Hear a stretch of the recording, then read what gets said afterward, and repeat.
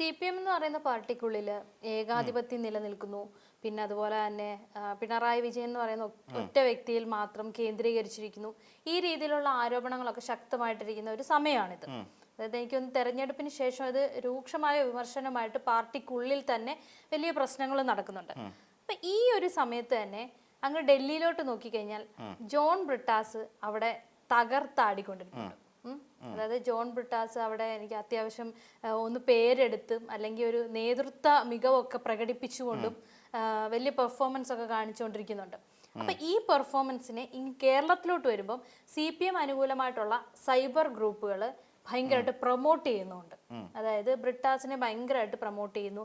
അതായത് എന്താ പറയുന്നത്, ഈ ഒരു ഹീറോ പരിവേഷം കൊടുക്കുന്നു. ഒരു ഹീറോ പരിവേഷം കൊടുത്തുകൊണ്ട് അതേപോലെ തന്നെ പിണറായിക്ക് ശേഷം അതായത് പിണറായി വിജയന് ശേഷം പാർട്ടിക്ക് ഉയർത്തി കാണിക്കാൻ മറ്റൊരു നേതാവില്ല എന്നുള്ള പരാതി ഇതോടുകൂടി തീർന്നു. പിണറായിക്ക് ശേഷം ഇതാ ജോൺ ബ്രിട്ടാസിനെ അവതരിപ്പിക്കാൻ പോകുന്നു. ഈ രീതിയിലുള്ള ട്രോളുകളും പോസ്റ്ററുകളും വരെ വന്നു തുടങ്ങിയിട്ടുണ്ട്. അതെ. അപ്പം ഇതിൽ നമ്മൾ ഏറ്റവും പ്രധാനമായി മനസ്സിലാക്കേണ്ട ഒരു കാര്യം, ജോൺ ബ്രിട്ടാസിന്റെ ഏറ്റവും വലിയ ആയുധം ലാംഗ്വേജ് ആണ്. ഏറ്റവും വലിയ ആയുധം ലാംഗ്വേജ് ആണ്. അദ്ദേഹത്തിന് വളരെ ഫ്ലുവൻ്റ് ആയിട്ട് ഹിന്ദി, ഇംഗ്ലീഷ് എന്നീ 2 ഭാഷകൾ കൃത്യമായി ഹാൻഡിൽ ചെയ്യാൻ കഴിയുന്നതുകൊണ്ട് തന്നെ രാജ്യസഭയിൽ ഗർജിക്കുന്ന ഒരു സിംഹം എന്നുള്ള നിലയിലേക്ക് മാറാൻ ജോൺ ബ്രിട്ടാസിന് കഴിയുന്നു എന്നുള്ളതാണ് ജോൺ ബ്രിട്ടാസ് എന്ന് പറയുന്ന ഒരു MP പ്രാധാന്യത്തോടു കൂടി നമുക്ക് കാണേണ്ട ഒരു കാര്യം. നമ്മൾ പരിശോധിക്കുകയാണെങ്കിൽ ജോൺ ബ്രിട്ടാസ് എന്ന് പറഞ്ഞാൽ ജസ്റ്റ് കൈരളി TV എന്ന് പറയുന്ന ഒരു ചാനലിൻ്റെ MD ആയിരുന്നു. അവിടെ നിന്നിട്ട് അദ്ദേഹം പിന്നീട് മറ്റ് ഒരു ഏഷ്യാനെറ്റ് പോലെ ഒരു ചാനലിലേക്ക് മാറുന്നു. അതിനുശേഷം വീണ്ടും കൈരളി TVയിലേക്ക് അദ്ദേഹം തിരിച്ചെത്തുന്നു. നമ്മുടെ മുഖ്യമന്ത്രിയായിരുന്ന പിണറായി വിജയൻ്റെ ഉപദേശകനായി സേവനമനുഷ്ഠിക്കുന്നു. അങ്ങനെയാണ് അദ്ദേഹത്തിന് ശരിക്കും പറഞ്ഞു കഴിഞ്ഞാൽ ഈ ജോൺ ബ്രിട്ടാസിനെ സംബന്ധിച്ചിടത്തോളം കൈരളി TVയുടെ MD എന്നതിനപ്പുറത്തേക്ക് CPM എന്ന് പറയുന്ന രാഷ്ട്രീയ പാർട്ടി ഒരു അംഗത്വം പോലും കൊടുത്തിട്ടുണ്ടായിരുന്നില്ല ജോൺ ബ്രിട്ടാസിന്. കണ്ണൂരുകാരൻ തന്നെയാണ്. അപ്പം അങ്ങനെ ഒരു പെർമിഷൻ, പിന്നെ പാർട്ടി മെമ്പർഷിപ്പ് പോലും കൊടുക്കാതെ നിന്ന ജോൺ ബ്രിട്ടാസ് ആണ് ഇന്ന് ഡൽഹിയിൽ ശരിക്കും CJP സമരമൊക്കെ എടുത്ത് പരിശോധിക്കുമ്പോൾ വലിയ ഒരു പ്രാധാന്യത്തോടു കൂടി തന്നെയാണ് ഇന്ന് ജോൺ ബ്രിട്ടാസിൻ്റെ ഒരു അവസ്ഥ കാണേണ്ടത്. അപ്പോൾ എന്തുകൊണ്ടാണെന്ന് ചോദിച്ചാൽ കേന്ദ്ര കമ്മിറ്റിയിൽപ്പെട്ട പലർക്കും ആരും ഇടപെടാത്ത വിഷയങ്ങളിൽ പോലും വളരെ കൃത്യമായി ഇടപെടാൻ ജോൺ ബ്രിട്ടാസിന് കഴിഞ്ഞു എന്നുള്ളതാണ്. ഇപ്പം CPM-നെ സംബന്ധിച്ചിടത്തോളം ഒരു അഖിലേന്ത്യാ സെക്രട്ടറി ഉണ്ട്. അഖിലേന്ത്യാ സെക്രട്ടറിയുടെ പേര് MA ബേബി എന്നാണ്. ആ MA ബേബി പോലും ഇടപെടാത്ത പല വിഷയങ്ങളിലും നേരെ ചങ്കൂറ്റത്തോടു കൂടി ഇറങ്ങി നിന്നിട്ട് പ്രതികരിക്കുകയാണ്. നമുക്കറിയാം, പിന്നെ നമ്മുടെ ഈ അടുത്ത സമയത്തുണ്ടായ CJP സമരം, അതിന് ഏറ്റവും അധികം പ്രാധാന്യം കൊടുക്കുകയും ആ സമരത്തിൻ്റെ ഓരോ ഘട്ടത്തിലും അവിടെ കൂടിയിരുന്ന കുട്ടികൾക്ക് ആവേശം പകർന്നുകൊണ്ട് പ്രസംഗങ്ങൾ നടത്താനും അവരെ മുന്നിൽ നിന്ന് നയിക്കാനുമൊക്കെ കഴിഞ്ഞ ഒരു നേതാവായിട്ട് ജോൺ ബ്രിട്ടാസ് മാറിക്കഴിഞ്ഞിരിക്കുന്നു എന്നുള്ളതാണ്.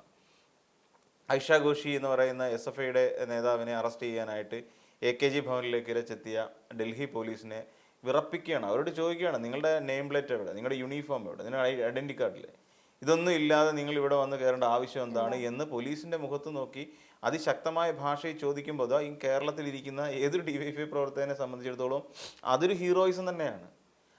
ആ ഹീറോയിസത്തെ ശരിക്കും ഇവിടുത്തെ സൈബർ CPM അല്ലെങ്കിൽ സൈബർ സഹാക്കന്മാരായിട്ടുള്ള ആൾക്കാർ എടുത്ത് വാഴ്ത്തും.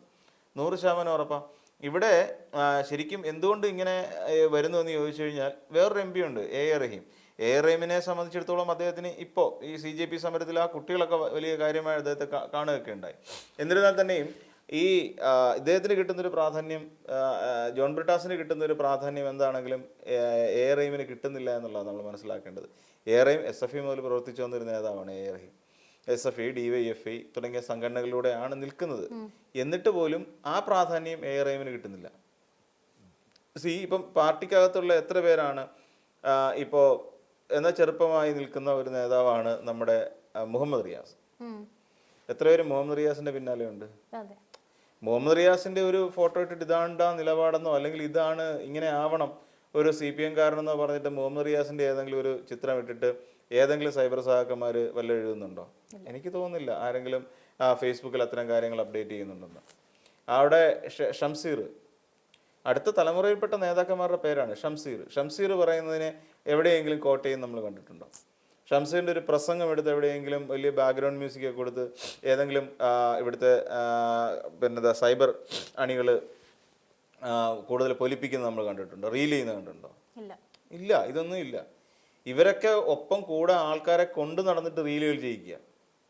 അപ്പോൾ അങ്ങനെ റീലുകൾ ചെയ്യിക്കുന്ന സാഹചര്യത്തിൽ ആളിനെ കൂടെ കൂട്ടാതെ കൊണ്ടു നടന്നുകൊണ്ട് കൃത്യമായി ഒരു പാർട്ടിയെ എങ്ങനെ പിന്നെ ദേശീയ തലത്തിൽ ശ്രദ്ധിക്കപ്പെടുത്തണം, ദേശീയ തലത്തിൽ ജനങ്ങളുടെ മുമ്പിലേക്ക് എങ്ങനെ ഒരു CPM എത്തിക്കണമെന്ന് പറയുന്ന കൃത്യമായ പ്ലാനിങ് നടത്തുന്ന ഒരാൾ തന്നെയാണ് ഈ ജോൺ ബ്രിട്ടാസ്.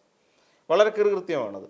ഒരുപക്ഷെ സീതാറാം യെച്ചൂരിയൊക്കെ ഉണ്ടായിരുന്ന ഒരു കാലം, അല്ലെങ്കിൽ കാരാട്ട് ഒക്കെ നിന്ന ഒരു കാലഘട്ടം, കാരാട്ടൊക്കെ ഇതിൻ്റെ തലപ്പത്തുണ്ടായിരുന്നല്ലോ, ആ ഒരു കാലഘട്ടത്തിലേക്ക് അതിനപ്പുറത്തേക്ക് ഒരു രീതിയിൽ ചർച്ച ചെയ്യുന്നു. രാജ്യസഭയിൽ ചർച്ച ചെയ്യുന്നു. UP ആപ്പ് ഉപയോഗിച്ചുകൊണ്ട് നമ്മൾ നടത്തിക്കൊണ്ടിരിക്കുന്ന ഇടപാടുകൾ കമ്മീഷൻ അടിക്കാൻ പോകുന്നു. ഇത്ര % എന്ന് പറയുന്ന കമ്മീഷൻ. കഴിഞ്ഞ ദിവസം സഭയിൽ അതിഭീകരമായി ചർച്ച നടന്നു. ആ തോല എന്ന് പറയുന്ന ഒരു ആക്ട് ഉപയോഗിച്ചുകൊണ്ട് ഇതിനെ കമ്മീഷൻ അടിക്കാൻ വേണ്ടി നടത്തുന്ന ഒരു തീരുമാനം.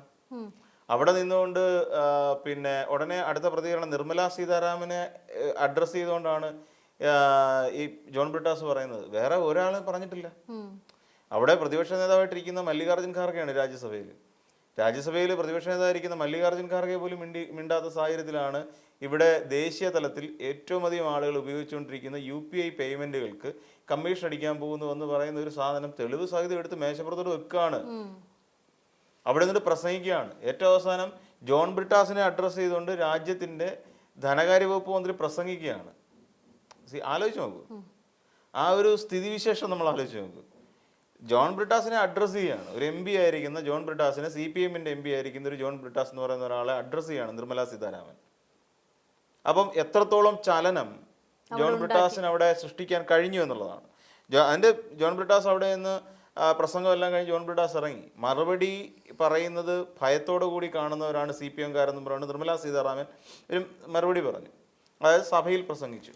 അതായത് ജോൺ ബ്രിട്ടാസ് പുറത്തു നിന്നിട്ട് മാധ്യമങ്ങളോട് പറഞ്ഞു എന്താ, പിന്നെ 9 തവണ മാപ്പെഴുതി കൊടുത്തിട്ട് പോയ VD സവർക്കറുടെ ആൾക്കാരല്ലേ. അപ്പോൾ ഏറ്റവും വലിയ ധൈര്യശാലികളുള്ളത് എവിടെയാണ്? BJP എന്ന് പറയുന്ന ഒരു പാർട്ടിക്കകത്തല്ലേ, അല്ലെ RSSകാരല്ലേ, അവരുടെ പിന്മുറക്കാരല്ലേ ആയിരിക്കുന്നത്. ബ്രിട്ടാസിന്റെ കഴിവ് ശരിക്കും പറഞ്ഞാൽ ഈ പറയുന്ന ബാക്കിയുള്ള നേതാക്കളുടെ കഴിവുകേടല്ലേ? അങ്ങനെ വേണമെങ്കിൽ നമുക്ക് പറയാൻ പറ്റും. കാരണം നമ്മുടെ കേരളത്തെ സംബന്ധിച്ചിടത്തോളം പല നേതാക്കന്മാർക്കും ഈ പറയുന്ന ദേശീയ രാഷ്ട്രീയത്തോട് അങ്ങ് പുച്ഛമാണ്. ഒന്നാമത്തെ കാര്യം ഇവിടുത്തെ കേരള രാഷ്ട്രീയത്തിൽ കിടന്ന് കറങ്ങുക എന്നുള്ളതാണ്.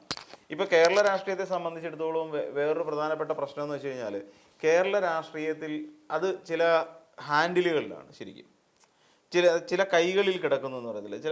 പിന്നെ ഇപ്പം നമ്മൾ നോക്കിക്കഴിഞ്ഞാൽ ഒരു MP ജയരാജൻ മാറി നിന്നിട്ട് പാർട്ടിയുടെ കണ്ണൂരിൽ എന്തെങ്കിലും നടക്കണമെന്ന് പറഞ്ഞാൽ നടക്കത്തില്ല. P ജയരാജൻ, EP ജയരാജൻ, അങ്ങനെ ജയരാജന്മാർ 3 പേര് കണ്ണൂരിൽ തന്നെ ഉണ്ട്. പിന്നെ പിണറായി വിജയൻ, ഗോവിന്ദൻ മാസ്റ്റർ, ഇവരെല്ലാം ഇങ്ങനെ കിടക്കുകയാണ്. അപ്പോൾ ഇവരൊക്കെ ഒന്നാം നിര നേതാക്കന്മാരാണ്. ഒന്നാം നിര CPM-ന്റെ ഒന്നാം നിര എന്ന് പറയാൻ പറ്റുന്ന നേതാക്കന്മാരാണ് ഞാൻ ഈ പറഞ്ഞ കാറ്റഗറി വരുന്ന കുറേയധികം ആൾക്കാർ. ഇതിനൊരു സെക്കൻഡ് നിരയുണ്ട്, 2ാം നിരയുണ്ട്. ഈ 2ാം നിര വരുന്ന കുറേയധികം നേതാക്കന്മാരുണ്ട്. ഈ 2ാം നിരയിൽ വരുന്ന നേതാക്കന്മാരിൽ എത്ര പേരെ ഇന്ന് നമുക്ക് വിശ്വസിച്ചൊരു പണി ഏൽപ്പിക്കാൻ പറ്റും? ഇപ്പം ഞാൻ ഈ നേരത്തെ പറഞ്ഞ ഷംസീർ അടക്കമുള്ള, റിയാസ് അടക്കമുള്ള, പിന്നെ അതല്ലെങ്കിൽ സ്വരാജിനെ പോലെയുള്ള സ്വരാജൊക്കെ ശരിക്കും പറഞ്ഞു കഴിഞ്ഞാൽ ഇന്നിങ്ങനെ നിൽക്കേണ്ട ഒരാളല്ല സ്വരാജ് കുറച്ചുകൂടെയൊക്കെ മെച്ചപ്പെട്ട സ്ഥാനങ്ങളിലേക്ക് പോകേണ്ട കാലം അതിക്രമിച്ചു. എന്നിട്ട് എന്തുകൊണ്ട് സ്വരാജിന് അങ്ങനെ വരാൻ കഴിയുന്നില്ല? അറ്റ്ലീസ്റ്റ് സ്വരാജിനെ എവിടെയെങ്കിലും നിർത്തി മത്സരിപ്പിച്ച് ജയിപ്പിച്ച് സ്വരാജിനെ മന്ത്രിസഭയെ കൊണ്ടുവരണ്ടല്ലേ?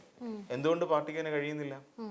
അപ്പോൾ 2ാം നിര നേതാക്കന്മാരോട് പാർട്ടി പുലർത്തി പോരുന്ന ഒരു നയവ്യത്യാസമുണ്ട്. ഈ നയവ്യത്യാസം ഇവിടെ ശരിക്കും ഇവരെ തളർത്തുന്നതിന് തുല്യമാണ്. കാര്യം എന്തുകൊണ്ടാണ് സ്വരാജ് മുന്നിലേക്ക് വരാത്തത്? ഇപ്പോൾ ആകെ പ്രൊമോട്ട് ചെയ്യപ്പെട്ട ഒരു നേതാവ് PM മുഹമ്മദ് റിയാസ് മാത്രമാണ്.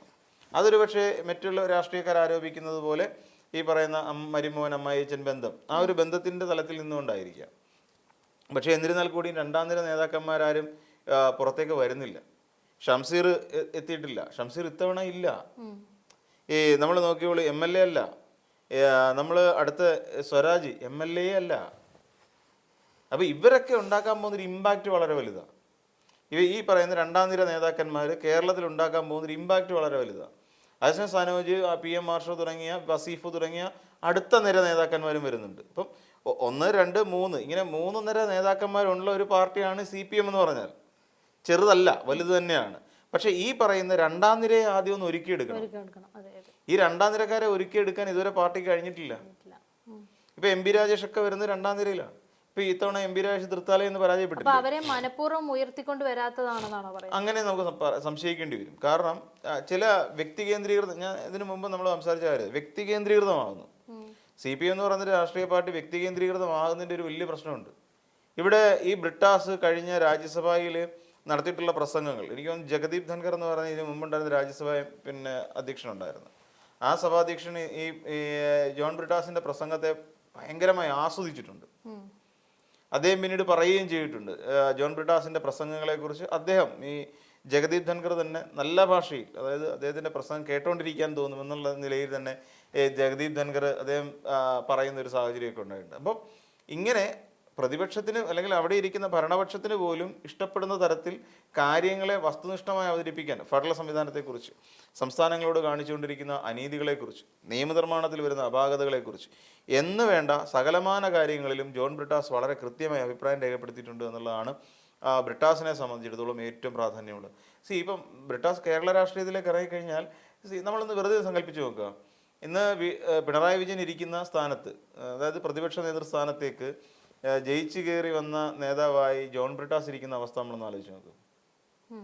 നമ്മുടെ കേരള നിയമസഭയിൽ ജോൺ ബ്രിട്ടാസ് പ്രതിപക്ഷ നേതൃസ്ഥാനത്തേക്ക് ഇരിക്കുന്ന ആ സാധനം നമ്മളൊന്ന് വെറുതെ ഒന്ന് ആലോചിച്ച് നോക്കിയാൽ മതി. എന്തായിരിക്കും സംഭവിക്കാൻ പോവുക എന്നുള്ളതും ഇപ്പോൾ എന്താണ് സംഭവിച്ചുകൊണ്ടിരിക്കുന്നത് എന്നുള്ളതും നമ്മൾ വെറുതെ ഒന്ന് താരതമ്യം ചെയ്താൽ മതി. ഇവിടെ ഇപ്പോഴത്തെ നിലവിലത്തെ പ്രതിപക്ഷം പരാജയപ്പെട്ട് നിൽക്കുന്ന ഒരു പ്രതിപക്ഷമായിട്ടാണ് എനിക്ക് പലപ്പോഴും തോന്നിയിട്ടുള്ളത്. അതേസമയം ജോൺ ബ്രിട്ടാസ് അവിടെ വന്നു കഴിയുമ്പോഴെന്തായിരിക്കും, അവിടെ രാജ്യസഭയിൽ ഇംഗ്ലീഷിലും ഹിന്ദിയിലുമാണ് ജോൺ ബ്രിട്ടാസ് ഹാൻഡിൽ ചെയ്യുന്ന കാര്യങ്ങൾ. കേരളത്തിൽ ഒന്ന് നല്ല പച്ച മലയാളത്തിൽ സംസാരിക്കാനും ജോൺ ബ്രിട്ടാസിന് അറിയാം. അപ്പോൾ അങ്ങനെ സംസാരിക്കുമ്പോൾ ഇവിടുത്തെ ഭരണപക്ഷം ഒന്നുമില്ലാതായി മാറും. ഭരണപക്ഷം ഈ പറയുന്ന ഒരു വ്യക്തിയിൽ ഒറ്റ വ്യക്തി പ്രസംഗിച്ച് തുടങ്ങിക്കഴിഞ്ഞാൽ പിന്നെ ഭരണപക്ഷത്തിൻ്റെ കാര്യം തീരുമാനമാകും. ആ നിലയ്ക്ക് കാര്യങ്ങൾ ഹാൻഡിൽ ചെയ്യാൻ കഴിവുള്ള ഒരു നേതാവ് തന്നെയാണ്. അതുകൊണ്ട് ഒരിക്കലും ഈ പറയുന്ന പോലെ ഇനിയൊരു നേതൃമാറ്റം ഉണ്ടായി രണ്ടാം നിര നേതാക്കന്മാരെ കേരള രാഷ്ട്രീയത്തിൽ പരിഗണിക്കുമ്പോൾ തീർച്ചയായിട്ടും അതിൽ ഏറ്റവും മുന്നിൽ തന്നെ ഉണ്ടാവേണ്ട ഒരു നേതാക്കന്മാരിൽ ഒരാൾ ശരിക്കും ജോൺ ബ്രിട്ടാസ് തന്നെയാണ് എന്ന് നമുക്ക് യാതൊരു സന്ദേഹവുമില്ല പറയാൻ കഴിയും.